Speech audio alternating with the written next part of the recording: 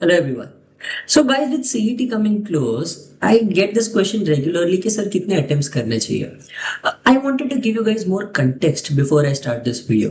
So what is going on nowadays? It's at Crack Theory Test is that we are having these counselings for students कि based on their scores हम sessions personalise करते हैं उनके performance के basis पे strengths weaknesses ये सब basis पे and given idea if I show it तो तुम्हें ज्यादा अच्छे से आइडिया आ पाएगा. So here basically I keep having these sessions with my students. Like for example, समझो अगर तन्मय के साथ मेरा 1-to-1 सेशन था, तो in that I go through all of his mock test, उसके सारे mock test के scores. Then he sends me a sheet with all of this, his data, कितना attempt किया, abstract में कितने, we calculate average score, standard deviation. You guys might have seen my counseling sessions with my other students as well, कैसे analyze करना है वो सब. And he gives me his one to ABC analysis for the last 5 mock tests. ABC analysis क्या होता है for the people who don't know? एक racket test application में अगर हम जाए, अगर उसने जो मॉक टेस्ट दिया है उसमें ही goes to the mock test और वो मॉक टेस्ट में जाके वो अगर एनालाइज पे क्लिक करता है तो यहाँ पे कैसे एक एबीसी एनालिसिस मिलता है. ABC is basically the strategy for the next mock test कि how was your performance in this mock test. तो he gives me this for 5 mock test. मैं उसके प्रीवियस कोर्स देखता हूँ. I figure out that sectionally उसने कितना time कहाँ पे वेस्ट किया, कितना टाइम उसने अनसॉल्व में डाला, कितना टाइम सही क्वेश्चंस में डाला, गलत क्वेश्चंस में डाला. ये सब करके I build a personalize strategy for him that उसे क्या करना चाहिए, सही गलत वो क्या कर रहा है, where is he not putting in his time, और उसे हाउ बेसिकली मैं उसकी पूरी स्ट्रेटजी एनालाइज करता हूँ एंड बोलता हूँ दैट ये चीज करो, immediately score बढ़ना चालू हो जाएगा. And it works beautifully for students. So you see that we have multiple students who are scoring in the 130, 140, 140 plus category. That is why this ends up working.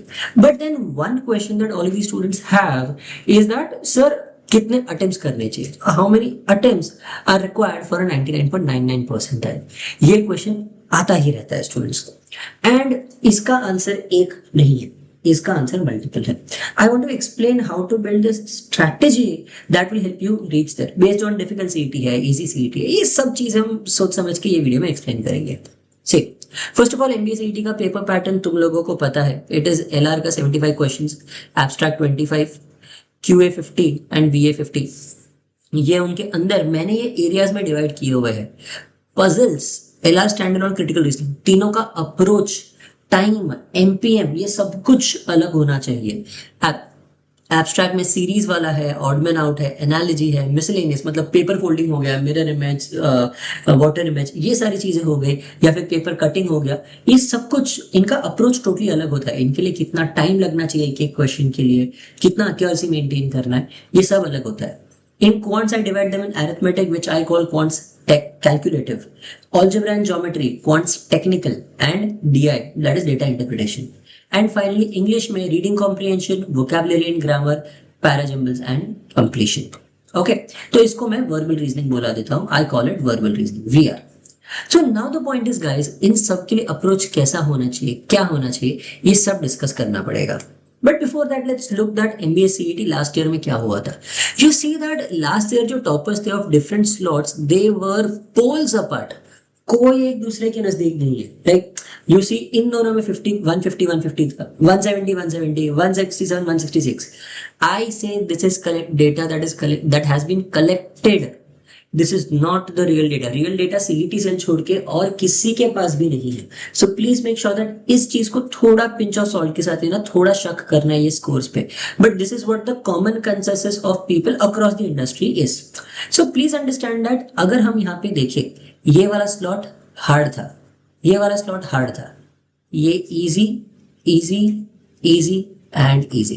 Hard भी नहीं बोल सकते. आई would say that this was a medium slot, this was a medium slot. Last year से देखने गए तो difficulty level काफी ज्यादा वेरी किया है. उस हिसाब से अगर हम देखने जाए तो क्या हुआ, एक तो तुम्हें अगर जानना है कि तुम्हें इसमें कितना परसेंटाइल आ रहा है, then if you go to the cracker test application ना, वहां पे टेस्ट में जाके तुम्हें यहाँ पे पीवाईक्यू दिखेगा.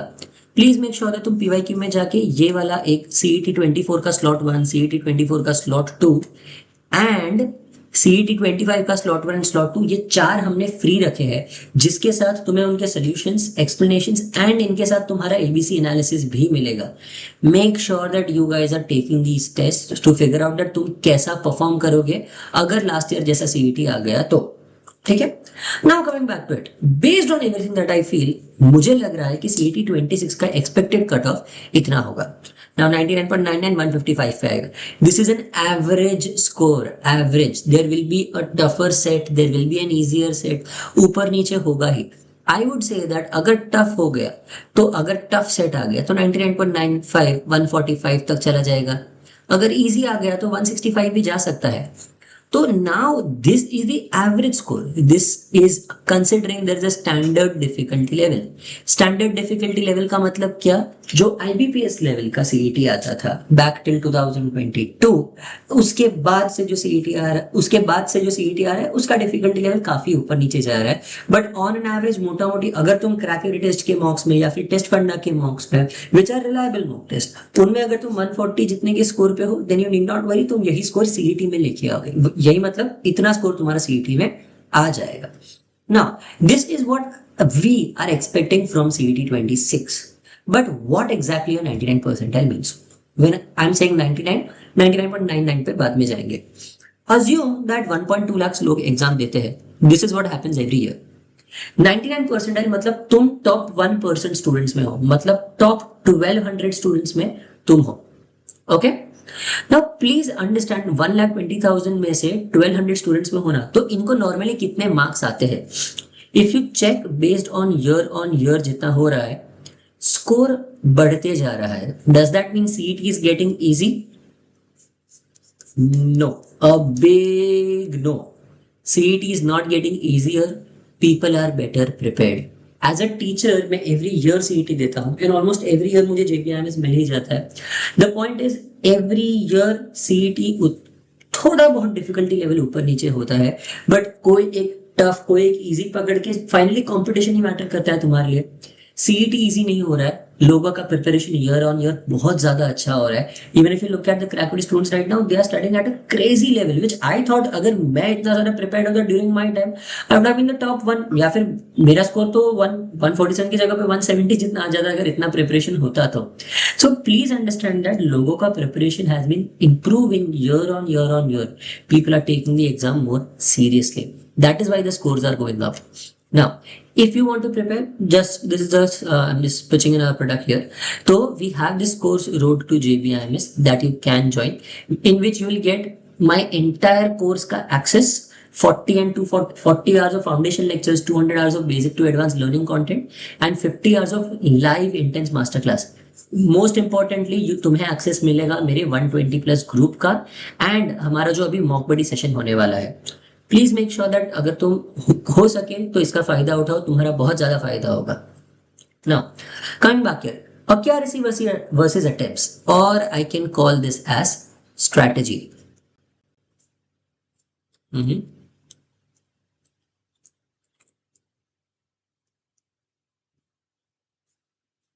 स्ट्रैटेजी, ओके, ये कैंसिल रखो। स्ट्रैटेजी कैसे बिल्ड करना होता है? स्ट्रैटेजी एक नहीं होता, एंड स्ट्रैटेजी सबके लिए अलग अलग होता है। Now this changes from person to person for every student. मैं इसलिए मेरे जो 120 प्लस वाले सारे स्टूडेंट्स हैं, मैं उनके लिए 1-to-1 सेशंस लेता हूँ, बिकॉज मुझे पता है इसका स्ट्रैटेजी इसके साथ मैच नहीं करेगा। सबके लिए अलग स्ट्रैटेजी, पर्सनलाइज स्ट्रैटेजी बनाना पड़ेगा। Now how does this and up happening? समझो अगर मुझे 155 का स्कोर चाहिए, ओके, 150, चलो 150 का स्कोर ट्राई करता हूँ। अगर मैं 160 अटेम्प्ट्स कर रहा हूँ तो मुझे 95% एक्यूरेसी चाहिए, तो मेरा 152 आ जाएगा, ओके। अगर मैं 170 क्वेश्चंस अटेम्प्ट करता हूँ विद 90% एक्यूरेसी, तो मेरा 153 का स्कोर आ जाएगा। अगर 180 क्वेश्चंस अटेम्प्ट करता हूँ विद 85% एक्यूरेसी, तो मेरा 89-27 कम हो जाएगा, अगेन मेरा 153 का स्कोर आ जाएगा। Now guys, what does this mean? That जितने मैं अटेम्प्ट्स बढ़ाऊं उतना मैं एक्यूरेसी को थोड़ा कम कर सकता हूं। Based on when you are solving, तुम्हारा सॉल्विंग एक्यूरेसी कितना अच्छा है, तुम्हारे अटेम्प्ट्स चेंज होने चाहिए। रियलिस्टिक स्टूडेंट एक्यूरेसी, अगर मैं रियलिस्टिकली देखने जाऊं कि क्या क्या हो सकता है, कितना नहीं हो सकता, कोई ऐसा नहीं बोल सकता कि मैं 200 क्वेश्चंस करूंगा और 75% एक्यूरेसी रखूंगा। Nobody can do that. But what you can very realistically do, and which I'm seeing with the students, like even if you look at this, तन्मय की मॉक देख लो, आप स्कोर नहीं, ये रहा टेस्ट रिजल्ट्स, उसके देखो नंबर ऑफ अटेम्प्ट्स, अंदाजे इतना ही हो रहा है, राइट? एवरेज अटेम्प्ट अमाउंट 170 के आजू बाजू जा रहा है. So that is what I believe that you guys should be aiming at. 170, 175 जितने अटेम्प्ट जिसमें तुम्हारा एक्यूरेसी 85 से 90% मेंटेन करो. 10 में से एक क्वेश्चन गलत हो गया चलेगा. मैं तो बोलता हूँ 5 में से भी एक क्वेश्चन गलत हो गया तो भी तुम्हारा चल जाएगा, बिकॉज 180 में से 80% accuracy will give you 144 approximately. तो तुम्हें टेंशन लेने की जरूरत नहीं है. तुम JBMS में तो एक पैर रख ही दोगे. This is something that I can guarantee you. Most 99 percentilers fall in the same category. So 99.99 percentile fall in the same category, and that is how you reach JBIS. ठीक है. Now सेक्शन वाइज क्या करना चाहिए, मैंने इसको और break down किया. Logical reasoning में तुम्हारे अटेम्प्ट 70 होने चाहिए. एक LR सेट छोड़ देना, 2 LR सेट्स गलत हो जाएंगे. ऑन टॉप ऑफ दैट एक LR सेट छोड़ दोगे, 2 LR सेट्स गलत, एंड क्रिटिकल रीजनिंग के 5 मार्क्स गलत होंगे तो भी तुम अगर 55 का स्कोर लेके आए तो चल जाएगा. एब्स्ट्रैक्ट रीजनिंग सारा का सारा अटेम्प्ट करके 20 का स्कोर लेके आओ. क्वांट्स और VA दोनों में 40 से 45 अटेम्प्ट्स करके 35 का स्कोर लेके आओ. This is the scenario that if you guys are following this, अगर तुम्हें ये आ रहा है देन डेफिनेटली JBIMS तुम्हारे हाथ में है, बिकॉज तुम्हारा टोटल स्कोर बन जाएगा 70 20 90 90 145. ये 145 का तुम्हारा स्कोर गारंटी हो जाएगा. So you need not worry. This is the strategy that you should be following. Approximately तुम्हें 150 मिनट्स में 200 क्वेश्चंस करना, मतलब अप्रोक्सीमेटली 45 सेकंड्स पर question. This is a huge fake thing. ये रियलिटी नहीं है. क्यों? बिकॉज सेक्शनली तुम्हें कोई कोई क्वेश्चंस में 20 25 सेकंड में भी सॉल्व कर दोगे. जैसे हो गया इंग्लिश, जैसे हो गया abstract. There will be a few sections और अ फ्यू टॉपिक्स जिसमें तुम सॉल्व इतना जल्दी कर ही नहीं पाओगे. तो this is the average time. That does not mean that तुम क्वांट्स 45 सेकंड्स में करो. That does not mean that तुम फैमिली ट्री 45 सेकंड्स में सॉल्व करोगे. But that also does not mean that तुम एब्स्ट्रैक्ट को 45 सेकंड्स लगाओगे या फिर इंग्लिश ग्रामर एंड वोकैबुलरी को 45 सेकंड्स लगाओगे. उससे कम टाइम लगना चाहिए उसको. You need to understand this based on your topics. That is where we help you out with like this personalized analysis for each and every student. तो when I say that तुम्हें वो ABC analysis मिलता है कि यहाँ पे for example ABC, this does not consider all of the topics in the same category. This considers that कुछ topics में तुम्हारी स्पीड कितनी होनी चाहिए. इसमें हमने खुद MPM कैलकुलेट करके टॉपिक वाइज डाला है कौन से टॉपिक का कितना MPM बनना चाहिए and where is it following in the right category. If it's not following in the right category तो वो अकॉर्डिंगली A, B और C कैटेगरी में स्प्लिट हो जाएगा. So guys, that is why I suggest that you guys should be taking this seriously now. Now is the time that you must build your strategy. Is JBIMS possible is a very common question that I get. I say yes. But yes का मतलब क्या? अगर तुमने अब तक तुम्हारा basic concept clear किया है, अगर तुमने अब तक जो स्ट्रैटेजी बराबर बिल्ड की है, अगर तुम्हारा प्रॉब्लम सिर्फ एग्जाम टाइम स्ट्रेस, अगर सिर्फ प्रॉब्लम तुम्हारा एग्जाम टाइम में performance pressure is your problem, then JBIMS is still possible. You just need the right guidance. If you need anything more from me or any other videos, you guys can reach out to us and I'll make sure to help you out as much as I can. Also making all these videos, making that PPT, putting it all that inside, सारा research करना, it takes a lot of time and a lot of effort. And we have been posting really good stuff for you. Make sure that you guys click on the like button, and I see that a lot of people are not subscribed to the channel. So please make sure that तुम subscribe कर रहे हो, because literally it's the only motivation for us to post more and more helpful videos for you. So I hope this video was helpful. I'll see you soon in the next video. Bye guys.